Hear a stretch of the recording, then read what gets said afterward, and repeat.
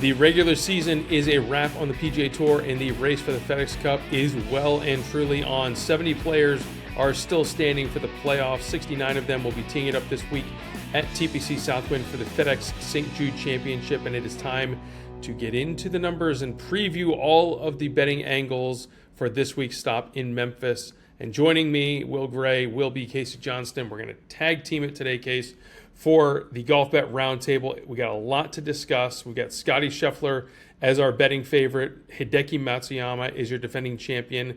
I've heard rumors it might be a little warm in Memphis, but let's start by looking at the world number one. This is going to be his first start since winning his fourth major championship. Scotty Scheffler has somehow leveled up from his 2024 achievements. It's no surprise to see him sitting there as a whopping plus 280 pre-tournament favorite this week. No one else inside of 15 to 1. Xander Schauffele's second on the board at plus 1600. So initial thoughts on Scheffler as we look to both the playoffs in general and TPC Southwind this week. Yeah, I mean, it's been a conversation we've been having all year, right? Where we're seeing these short odds on Scotty, and pre-week, it's just tough to take him at that. And then by midweek, most of these weeks he's playing, we're saying to ourselves, how did we not pick Scotty to start the year, start the week? Entering this playoffs, it's unique. They've changed the format this year. So Scotty up top, if he remains up top heading into that Tour Championship, he's going to lose those starting strokes. So I'm interested to see how that affects his play, his mentality as he enters. Knowing Scotty, knowing the competitor he is, I think he's going to find a way to let that light a fire. At those odds, I'm no longer doubting him at, plus 240, at plus 150, whatever it may get to when it's Scotty. I think he goes that route. Now, the flip side of that is he could get in the mix and think, well, I don't really have those started strokes. I'm going to remain up top here anyways. Maybe it kind of cools him a bit. I don't know which way it's going to go. I lean Scotty the competitor. It's hard not to after what we've seen out of him all year. But I think that will play a role, knowing it's kind of changed up the format, knowing it'll change. Certain guys approach how they do it. They'll be eyeing where they're finishing. Okay, well, it's not as important to try to sneak to that fifth spot from six because I'm not getting that extra stroke. Does that change for Scotty's mentality as well? Knowing that, all right, I'm first, but, I'm first regardless. I'm not getting those 10 extra strokes. If I drop to second, I can still go chase down this win. So it's an interesting dynamic there. And the first one we'll experience, I haven't really experienced yet, so it's hard to pull back on past history when we haven't had it set up like this. I think Scotty will use it. He'll find a way for it to light a fire. He can turn anything into bulletin board material. So I still love Scotty going into the week. Is he my pick? No. Would I get mad at you for picking him? Absolutely not. But it'll be interesting to see how the dynamic plays in. And like I said, I think he uses it to really motivate himself and think, all right, you're not giving me these starting strokes anymore. Let me just go win every playoff event, and we'll prove who's number one for real. The problem with Scotty is it feels tremendously boring to pick him as an outright when he's sub 300 or sub 3 to 1, especially before anyone has hit a shot in a 72-hole no-cut event like we're going to have each of the next 3 weeks. But then, as you said, you get to Friday of the Open Championship and he's flirting with, even money, and then by Saturday he's minus 700, and you look back at that plus 250 or plus 300 from early in the week and you think, I probably should have grabbed that. So definitely a fair point. There's no argument on paper that you can really put together that says, oh, Scotty doesn't have this, he doesn't have that. Whether it's, they're playing anywhere from here to the moon, he's going to have the best skill set in the game. It's a matter of where is that equilibrium on the price and knowing that there are others involved that can potentially make a run. A great point on the playoff format changes, just to catch everyone up. We've got 3 weeks left in the race for the FedEx Cup. 70 guys right now. The top 50 will make it to next week's BMW Championship at Caves Valley outside Baltimore. Then the top 30 will be at East Lake. And as you mentioned, Casey, no starting strokes. Everyone's playing straight up, so it'll just be 72 holes of stroke play in Atlanta to decide the FedEx Cup champion. A lot of fun and compelling narratives that we'll build out over the next couple of weeks as we get a little closer to that. But everything kind of peels back to this week in Memphis, and this is where it starts. And knowing that guys, some of them, Jordan Spieth is real notable that's on that top 50 bubble. His spot next week at the BMW is not guaranteed. Others, Tony Finau, are sitting there at 60. Aaron Rai, who played well last week outside the top 50. Even guys like Eric Van Rooyen and Matty Schmid, the last guys on the bubble, still have a very good chance if they can spike about a top 10 finish to at least give themselves a shot. But let's look at the top of the board here. As we said, we've got Scheffler. You've got a former champion at TPC Southwind in Justin Thomas lurking there as well. Tommy Fleetwood in a world where Cam Young can get a PGA Tour win, Casey, can Tommy Fleetwood get off the schneid? Anything on that second tier that's really standing out to you in terms of the players that we've seen and maybe the skill set that you need to tackle a moderately difficult test in TPC Southwind? Yeah, I mean, this one's a little, you mentioned Cameron Young. I just want to touch on him. This is a bit of a hot take, not my pick. But if you look at Cameron Young's Korn Ferry Tour victories, it took him a while to get that first Korn Ferry Tour victory. His second Korn Ferry Tour victory came the following week. So who's to say, we've had this talk before where it's some guys, use that win that they weren't expecting or that win that finally broke the schneid, and they use that the following week and they're playing with house money. Some guys kind of mail it in and say, all right, I got my win, I can cool off. You're not going to mail it in on your first week of the playoffs. So does Cam Young do that again? Does he get back to his Korn Ferry Tour roots, got that win under his belt, do it again? Not quite sure, but an interesting note to keep an eye on. I think you see him in the mix this week. Me personally, I really like Russell Henley going into this week. He's had an incredible season. We've seen it all year. That season's only featured one win. Now, I feel like this is a season deserving of 2 wins. Now, does that get you 2 wins? No, but we're seeing some hot play from him right now. He's got 4 straight top 10s, and in those 4 events, it's a signature event, and then a major, and then a signature event, and then a major. So he's doing it on these big stages. He's got 15 starts this year, top 10s in 9 of those. His game has been outstanding. He's 5th in total strokes gained, and then a TPC Southwind, a crucial part of the game is going to be approaching the green. Now, is that everywhere? Of course, but that's extra crucial here with some tricky greens at TPC Southwind, and his approach to green stats have been outstanding as of late. If you look at the course fit score you can find on PGATour.com, he's 2nd in course fit, so that's really crucial as he enters the week, already playing with a hot hand. I think Russell Henley makes a really strong move this week. He's already in good spot for the Ryder Cup. He's in 5th in the FedEx Cup, so he's looking comfortably at that top 30 that'll go to Eastlake. So there's not a ton of exterior motivators there. He's not really fighting for that Ryder Cup spot or fighting for better position, but I think with just the good play he's had, and he still manages to fly under the radar. He's just kind of a low-key name that'll come up. He'll get on people's cards, but usually in a top 10 or things like that, he manages to fly under the radar with how good he's playing. I think this could be a big week from him, and he's a guy that likes hot weather. He's from the South. He's a Southern boy. He loves some hot weather, and Memphis will do just that, as you mentioned, get a good sweat in, put up a good score. I think Russell Henley's an interesting one to look at as we head into the week. And then just getting in that good Ryder Cup form. He wants to prove himself on that team as well. So I'm sure he wants to keep the form looking strong as he gets ready for those coming up. So a big playoff stretch I see coming from Russell Henley, and I think it starts in Memphis, and I could see him taking that title. All right, so you've got your winner's pick. I feel like you have to reciprocate now, and I'm also going to take someone in that same odds range who also had a win earlier this year in Florida. That narrows down the field a little bit, but while Russell Henley won at Bay Hill, I really like Viktor Hovland, the winner at Innisbrook. He's at plus 3,500. Russell Henley at plus 3,000 at DraftKings. So we're in the same neighborhood, but as you said, we're coming from a similar cloth because I do think Henley's in for a big week, but I give a little bit of an edge to Hovland, who is 2nd in strokes gained approach. I agree. It's a critical metric this week, especially when you look into approaches from about 125 or 150 out to 200. You get a lot of those par 4 holes where you're going to be hitting that 150 to 200 yard range, and I feel like that's an area where Viktor Hovland can shine. We saw it at Innisbrook in March. We saw it at Oakmont at the U.S. Open where he finished 3rd. Just a player who is known for playoff success, having won the FedEx Cup a couple years ago. When he went from winning the BMW right into the Tour Championship. So fits the mold for me of someone that understands the stage, understands the pressures of what we're going to face these next couple of weeks, but especially this week on TPC Southwind, a course where he's had 3 straight top 20 finishes that capped with a runner-up finish last year behind Hideki Matsuyama, where he almost came out and snuck it in the 11th hour. But I really think that Hovland is going to go one spot better, can win this week. I love getting plus 3,500 on him when he's someone that's going to be on my short list, maybe those top 4 or 5 contenders. But knowing that I'm making a purchasing decision, I'm rolling the dice once again, Casey, I'm leaving Scheffler off my outright card. It gives you a little bit of flexibility, gives you a few more options as you go down the board in terms of finding guys with some real win equity. Yeah, not only on Hovland, it looks like he got his boys' trips out of the way. A couple weeks in Mallorca, we saw his Instagram story was lively, climbing some mountains, and he took some time to refresh. And I think for a guy like Hovland, that's key for him. Some guys you may see that and think, oh man, he's not locked in, he's not getting his practice in. But we know Hovland's a different type of cat on the course. He thinks differently, he likes to operate differently when he's away from the course. So yeah, it's fun to see him on those trips. But I think that's something that could play well for him. I mean, he's going to have a refreshed mind, probably a little more invigorated to get back out there. He's not the type of guy that never wants to turn it off on the course. So I think that stretch of being able to turn it off while still seeing some really good play from him this summer, I agree. At a course where he's got some comfortability, love that pick. Well, I could see that happening.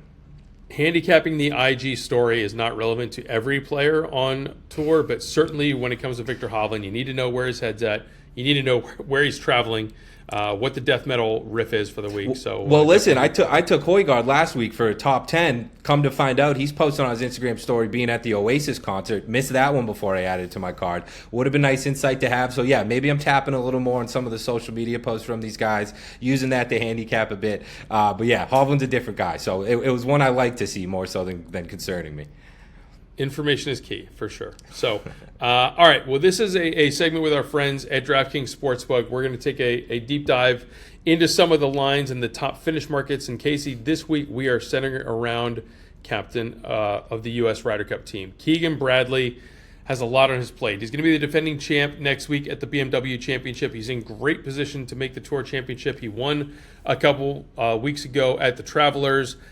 Is he going to make his own Ryder Cup team? Is he going to have to pick himself? This is a chance over the next 2 weeks to potentially make a big move into the top 6 and qualify automatically. Remember, 6 will qualify after BMW. The final 6 will be picked by Captain Keegan himself after the Tour Championship. So I want to get your thoughts on Keegan Bradley specifically this week at TPC Southwind when we look at the markets and where he's at.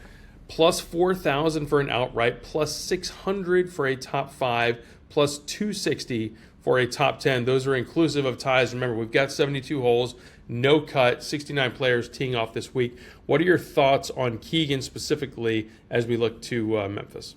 Yeah, I'm liking that top 10 number at plus 260. Wish there was a little more juice to it, but I mean, he's been playing really well, so it's justified. I mean, we mentioned that Ryder Cup situation with him. He may not be saying it outright. We all know he wants to play. We know he wants to pick himself. And right now he's in a tricky spot. He's sitting at that number 10 ranking in the Ryder Cup, which, you know, there could be arguments if he decides to pick himself there. People could say, well, is that the right pick? Is he doing this for himself? I think a competitor like Keegan wants to come in and really to be able to justify that pick. Now, would he love to hop into that top 6? Of course. I don't know if that'll be reality in just three weeks left in the season and some really strong play from those guys ahead of him. But I think some good performances throughout these weeks could really make him feel more comfortable justifying that pick. And I think he wants that. I think he wants to pick himself, but he doesn't want to do it unless it's a slam dunk justification because he wants to be a good leader as well. You know, he took that role very seriously. It means a lot to him to be captaining that team. But it'll mean a lot to him to play as well. So when I look at that plus 260 number, I like that for this week, entering TPC Southwind and heading into Memphis. I could see Keegan sneaking into that top 10. I think he plays well really regardless. I think it's going to be borderline around that top 10 range. I don't see him winning. Top 5 would be really impressive there as well. But I like that plus 260 number for him to top 10. I think that starts off a good playoff stretch for him, in which case he can try to climb a couple spots, maybe get to 8, 7, maybe even get in to that 6th spot if he plays really well across these stretches. But I think that just more so than the wins and maybe even more so than some of the FedEx Cup points and, you know, some of these events, I think that Ryder Cup situation is going to be his big motivator right now. And knowing how he operates, I mean, I just think he really wants to get a home run justification.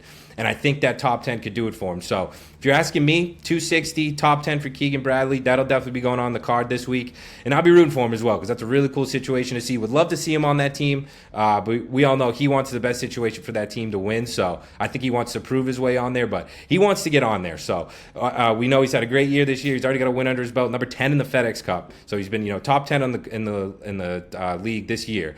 So it'll be interesting to see how he comes out and performs. But me, fellow New Englander, I'm riding with him on this one. I think he pushes for it, and I think we see Keegan the competitor across these playoffs, and I think he really does it strongly coming out in this first week in Memphis.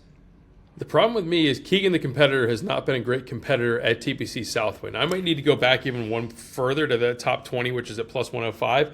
But his track record at this course is really not great. He had a T11 finish back in 2021, and that's really been the only time he's been in the mix at Southwind. T43 and T59 each of the last 2 years in this new format. So, listen, he's playing some of the best golf of his career, being in the mix of the Ryder Cup captaincy. There were a lot of questions of how's it going to affect your play inside the ropes. If anything, it's leveled him up. He's playing better than he was over the last couple of years. So that will have to translate over the next couple of weeks, I think, if he's going to solidify a pick for himself on his own team. But getting to that top 6, I feel like this week could be a bit of a stretch. He might need more next week at Caves Valley as he defends that BMW title, because Southwind, it's a course with so much water in play, so much demand, tee to green, and especially on approach, that sometimes it's not quite as good of a course fit for some players than others. And Keegan, it feels like maybe in that category. Yeah, I mean, as you say it, you can hear it clear as day here if you're watching. This is a hard pick versus a logic pick with me and Will. Totally fine. I get that. I mean, that's a fair point, that struggles with the course, but I just feel like he's playing a different level of golf that that willpower can overpower the course. Now, again, is that kind of a hard pick? Sure, absolutely. I can live with that. But let's see what happens. I mean, it'll be interesting to see if, he really puts out a strong performance here, and that'll be proving, a little bit of a statement as we go into these next 2 weeks where he's had success. As he plays well at a course where he has struggled, we know this thing is driving him heavily, and it should just carry him as he heads into, an important month coming up for him. So it'll be interesting to see. I'm going to go hard. I understand the logic. We'll see what happens. There you go. You got to pick a lane sometimes. That's totally fair. All right, let's dive into the props here. I know you have another guy on your radar in the top finish market who maybe could be on that U.S. Ryder Cup team along with Keegan Bradley, right? Yeah. I mean, I think this Ryder Cup stuff is going to be really important to these guys as they get in these final weeks. Now, obviously, the playoffs are crucial. These guys want to prove they're some of the best on tour. They want to set themselves up for success. But we know what's right around the corner here, a home soil for the U.S. Ryder Cup, and even more so of a home soil for Chris Gotterup, who has been playing some exceptional golf. He's got 3 straight top 10s with a win. Missed him on the outright. I was a week early, had him at the John Deere. He went and did it the next week. I don't want to miss out this time. So we're not going outright, but I like a nice Gotterup top 10. Another one that's his game fits this course really well. And not only that, when you look at that Ryder Cup picture, and you know me, I'm looking at that as a very big driving factor. He's a Jersey guy, so you could call that a home game of a home game for Chris Gotterup. You get some New York and Jersey fans at Bethpage cheering on the double chain Chris Gotterup. That's going to be scenes, and I think he wants to be a part of that. And like I mentioned, the game's been hot. I mean, he's played really well, and it started snapping into play once this Ryder Cup picture started becoming a little realistic for him. So this is a guy that I think will continue to play well, and doing that could get him a spot on that Ryder Cup. He's right on the cusp right now as well. I'd probably call him in if you're picking today, but I mean that's what makes these weeks so big coming up, right? Things can change not only for the FedEx Cup playoffs, but for how they look in that Ryder Cup picture.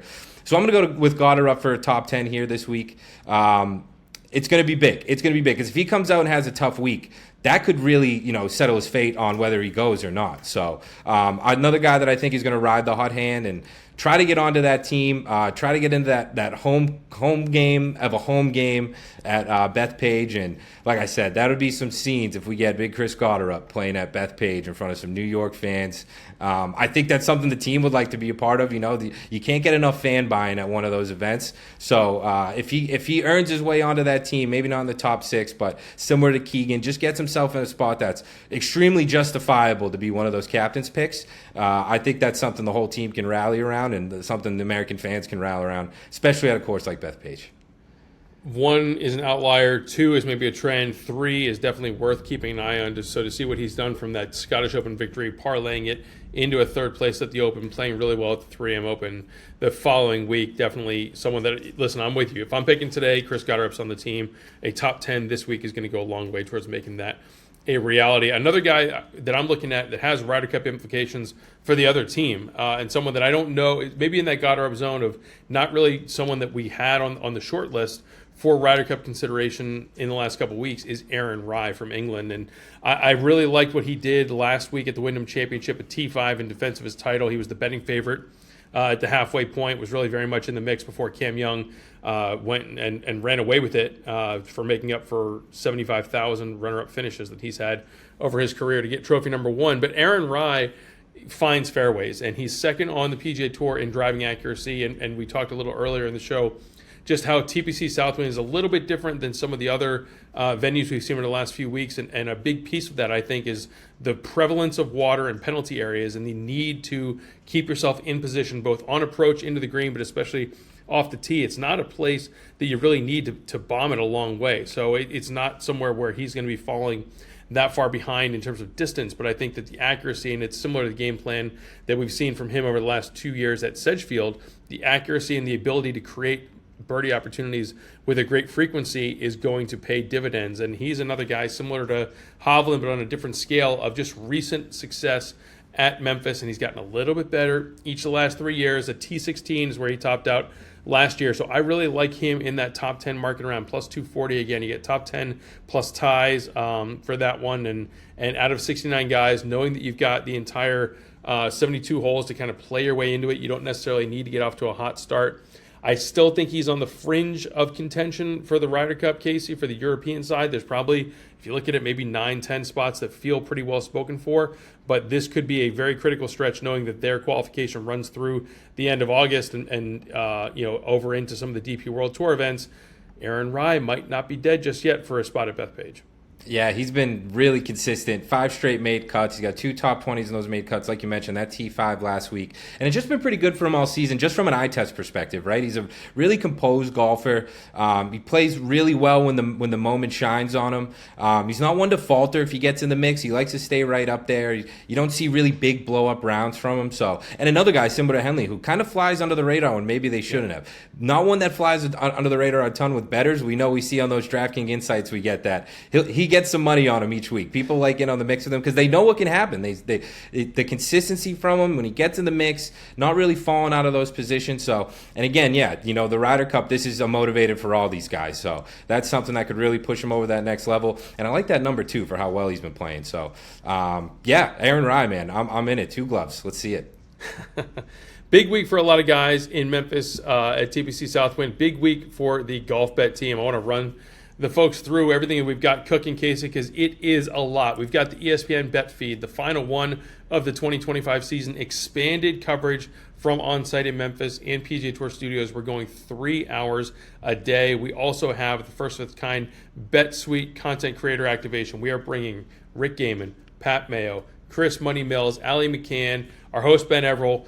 Everyone is heading to Memphis, including you and I. We're going to put together some really cool content, both behind the scenes on YouTube, as well as preview and daily recap shows, talking through handicapping theory. This is like some graduate level stuff, right? We're getting into the weeds with our friends on how they bet, why they bet, what brought them into the industry, and really shining a light on that on-site experience. And then, of course, if you're watching this early in the week, get your entries in for Perfect 30, perfect30.pgatour.com. If you predict the Perfect 30, the leaderboard at Tour Championship in a couple weeks, you could win $1 million. Casey, I regret to inform you, you are not eligible for the $1 million prize, but feel free to enter. It's a great week. I'm so excited for everything we got going on, and I can't wait to get to Memphis to kick it off. Yeah, it's exciting, man. It's an exciting time for Golfbet, for the brand, and we hope you all follow along as it happens. The Bet Suite execution, I'm really stoked for that, Will. I mean, this is kind of a first-of-its-kind thing. It's a first-of-its-kind thing for us, too, so we're really excited to see how it goes. Some awesome influencers coming in who are knowledgeable and experienced in the golf gambling space. Get to see them go and interact with each other, but not only that, we get to see kind of how you handicap and what the advantages of doing that with boots on the ground, right? We're going to have some access to some of the practice areas. They're going to be able to follow these guys right on site, watch them from outside the ropes, and it should be interesting to see how that affects picks. We'll have some pre-tournament picks, but those daily in-play picks as well. Be interested to see, maybe they see something at the range that they wouldn't have seen, just from following along on TV that influences those picks. Ton of content to come from that, from creators, from us as well. So really excited to see how that goes, and of course we'll have the Bet Suite on the 14th hole, the gorgeous 14th hole at TPC Southwind. Nice little location for us. Should be a hub for all that handicapping, some content, some daily recap shows, and yeah, it should be fun to see how this plays out. I mean, it's a whole new thing, and really exciting to see betting on golf get to this point, and excited to be a part of it with you, Will. Yes, for sure. It's a big week. Get your picks in, Perfect 30. Tune in to the ESPN Bet feed Thursday through Sunday on PGA Tour Live. Check out Golfbet YouTube and Golfbet social channels for all the Bet Suite coverage, and we'll see you next week.